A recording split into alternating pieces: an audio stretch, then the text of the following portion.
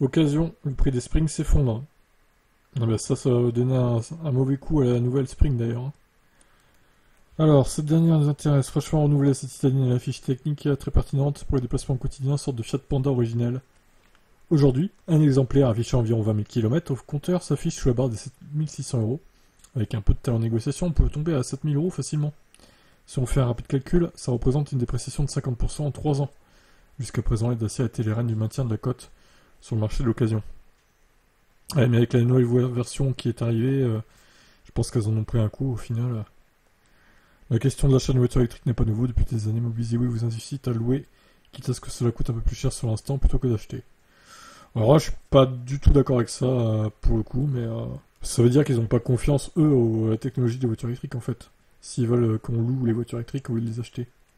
L'obsolescence, l'évolution très rapide de la technologie, le manque de recul sur la fiabilité et donc cet aspect de la revente en occasion sont autant d'arguments plaidant sur la non-possession. Malgré tout, qu'est-ce qui explique un tel désamour pour la Spring alors qu'elle était star du marché? Premièrement, les hausses de tensions avec la Chine et le sentiment de réindustrialisation de la France pèsent dans l'image négative de Dacia.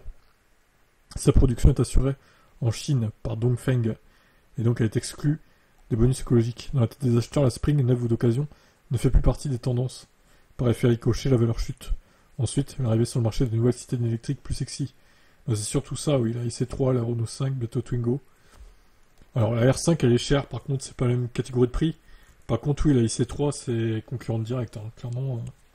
Enfin, la première vague de conquête du marché par les voitures électriques n'a pas fait que des heureux, à tel point que l'équilibre entre l'offre et la demande est rompu.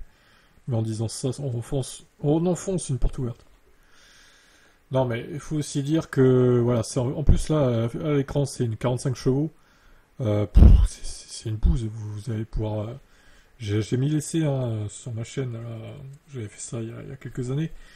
Bon, c'est vrai que je fais plus d'essais maintenant, mais peut-être que j'en referai un jour, j'en sais rien. J'ai pas déterminé ça encore, mais il y a d'autres youtubeurs qui font ça mieux que moi, je pense, les essais, donc au final. Je dis pas que j'en referai plus, mais pour l'instant j'en refais pas. Je pense que j'en avais fait pas mal, il y a plus de 5 heures d'essai quand même, c'est pas mal déjà. En tout cas, j'avais essayé cette Spring et je m'étais rendu compte que c'était un veau, 45 chevaux, une daube quoi. Elle galérait dans une côte là. J'accélérais à fond, la puissance était à fond et pourtant la vitesse en km/h baissait quoi. C'est dire à quel point. C'est pour ça qu'elle est bradée celle-là. Je pense que la 65 chevaux elle doit mieux se tenir sa cote, par exemple. Bref, est-ce que vous seriez tenté par l'achat d'une Spring 45 chevaux? Dites-moi en commentaire. Ciao.